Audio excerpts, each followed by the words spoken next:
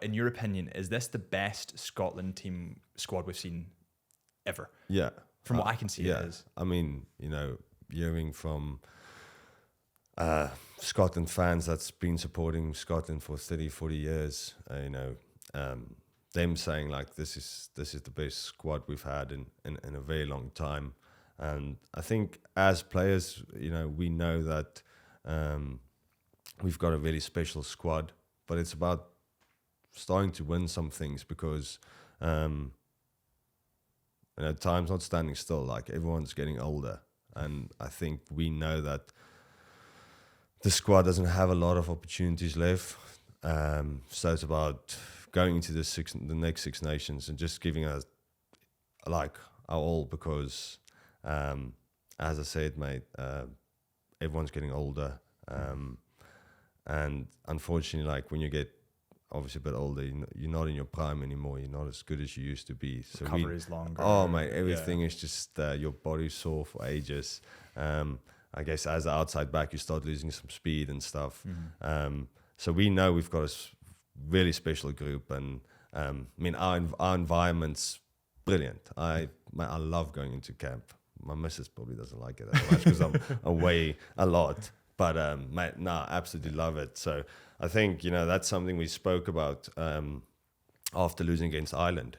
It's like, look, boys, like the squad's probably got like a couple of opportunities left, but we have to make it happen. We have to start winning things. We can't always just speak about like winning things. We have to start making it happen.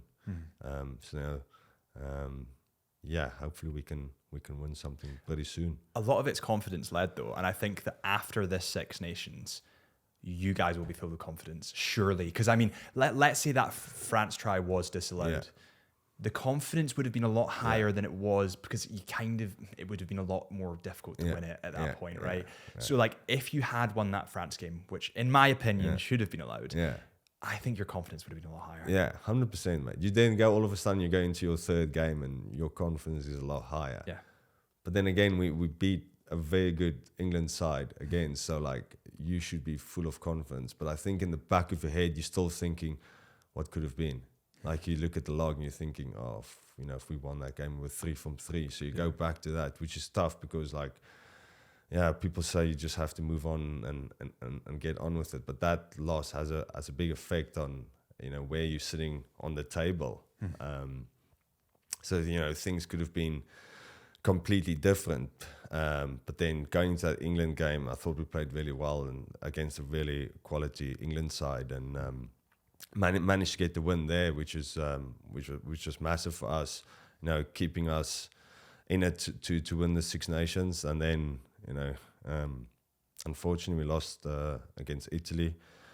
Probably weren't at our best, but fair play to them, credit to them. They've been growing as a squad, and they are a really good side. They're not the Italy you're just gonna walk over. That's changed. Yeah, it's massively changed. It's massive, mate, and a really quality side. So it just shows you when you're not on it on the day, like it's not the old Italy where you're just gonna walk away with a win. Like they're gonna punish you and they're gonna beat you. And unfortunately, we saw that and we lost. And I guess the tough one about the loss against Italy was that England went and beat someone. I can't remember who it was.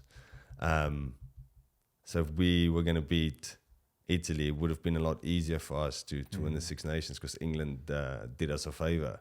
And then we lost. And then obviously, you go into the Ireland game and you have to beat them by, 40 points or 50 points, which with a bonus point, which is, I mean, it's a tough task, but we believe that if we do get it right on the day, that there's a possibility of potentially doing that. But they're an unbelievable side, and I would say we obviously lost against them, but I'd probably say that was probably some of the best rugby we've played.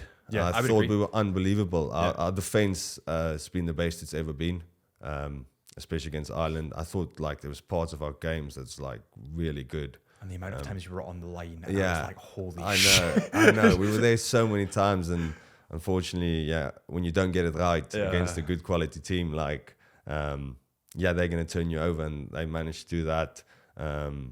but again, it was a pretty tough game because it could have come down to anything in the last couple of minutes, and would have been a special away win for us there. And I think especially coming back into camp, you come into Six Nations or summer or November tests with a lot of confidence, knowing that you've potentially beaten Ireland away. Mm-hmm.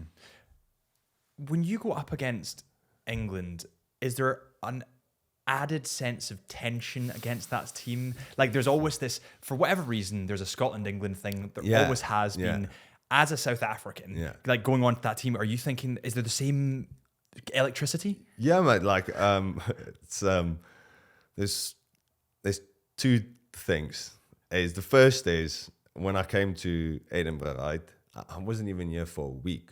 The first thing they spoke about was playing against Glasgow, 1872 Cup. Like, and that week, everyone hates each other. Like, we don't like them. Like, we hate them. Like, it's all this. And I'm just thinking, like, obviously, I don't know the Glasgow guys at all. So I'm just thinking, wow, boys are hyped up for this. Like, all right, here we go.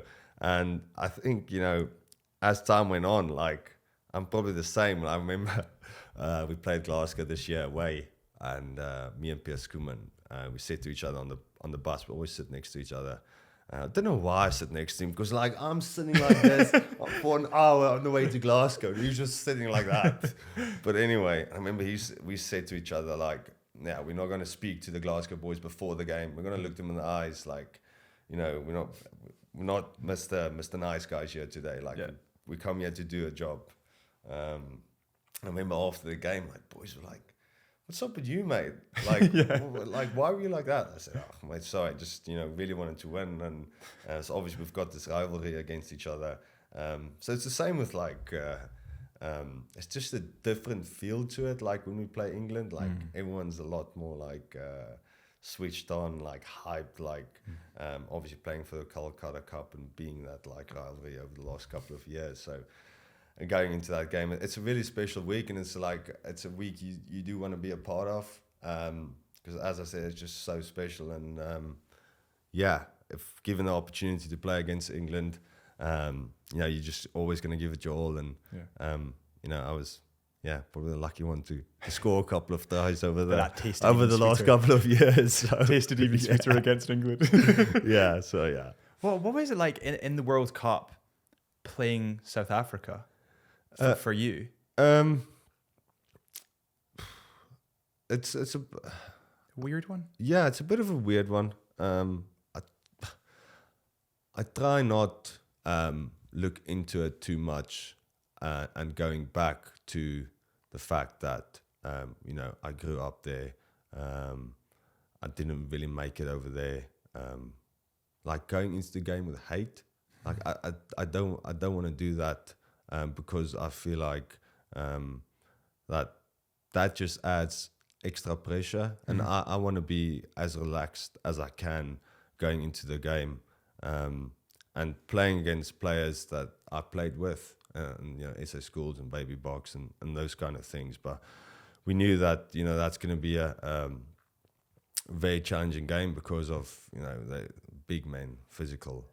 They're humongous, and they know how to win, mate. They probably don't play the most attractive brand of rugby at times, but the way they play is effective. So, I think we went into halftime leading, or it was very close or something. So I genuinely thought like, this is it. Like we've got a shot. Yeah, this is it. And when they brought up their bomb squad, that wins them games, things got a pretty tough, and they started kicking for 3 points, and you're just under the pump 24/7, mate.